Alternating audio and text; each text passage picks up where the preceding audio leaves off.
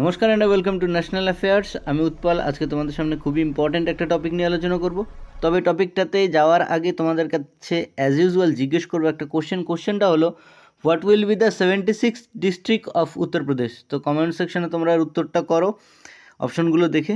যার উত্তর সঠিক হবে তাকে দিয়ে দেবো আমি একটা হার্ট ট্যাগ, তাহলে তোমরা বুঝতে পারবে সঠিক উত্তর কোনটা, এবং আমি চেষ্টা করব এর উত্তরটা ভিডিও শেষে দিয়ে দেওয়ার। তো গত 27শে অক্টোবর 2025 এলন মাস্কের AI startup X officially launch করলো গ্রোকিপিডিয়া। এটি একটি AI powered online encyclopedia and উইকিপিডিয়াকে রিপ্লেস করবে। এই প্ল্যাটফর্মের শুরুতেই 8 থেকে 9 লক্ষ পর্যন্ত আর্টিকেল অন্তর্ভুক্ত হয়েছে, যদিও এটি উইকিপিডিয়ার ইংরেজি সংস্করণের 70 লক্ষ আর্টিকেলের তুলনায় কম। উইকিপিডিয়ার মতো জনসম্পাদিত না হয়েও গ্রোকিপিডিয়া এর সকল বিষয়বস্তু তৈরি ও যাচাই করে মাস্কের চ্যাটবোট গ্রক। এলন মাস্কও দাবি করেছেন যে গ্রোকিপিডিয়া সম্পূর্ণ সত্য এবং সত্যই তুলে ধরবেন। তিনি অভিযোগ করেছেন যে উইকিপিডিয়ার পক্ষপাতমূলক ও মতাদর্শক প্রভাব রয়েছে।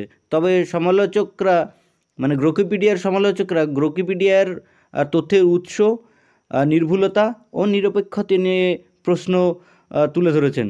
এই উদ্যোগ মাস্কের নতুন প্রচেষ্টা, যেখানে তিনি অনলাইন জ্ঞানের জগতে এআই নির্ভর একটি নতুন ধারা তৈরি করতে চান।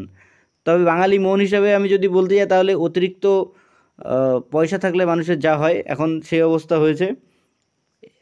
উইকিপিডিয়ার মতো একটা স্ট্রং কন্টেন্টকে এরা ইলন মাস্ক রিপ্লেস করতে চেয়েছেন, এবং যদি আমার বুদ্ধিমত্তা দিয়ে বিচার করি তাহলে কিন্তু ঠিক কাজই করেছেন। সমস্ত ক্ষেত্রে যদি এআই চলে এসছে, তাহলে উইকিপিডিয়ার ক্ষেত্রে কেন আসবে না? তো তোমরা কমেন্ট সেকশনে তোমাদের মতামতটা লিখে দিও। তো এবার আমরা চলে আসবো আমাদের কোশ্চেনটা ছিল যে উত্তরপ্রদেশের 76তম ডিস্ট্রিক্ট কোনটা হতে চলেছে। তো এর সঠিক উত্তর হচ্ছে কল্যাণ সিংনগর।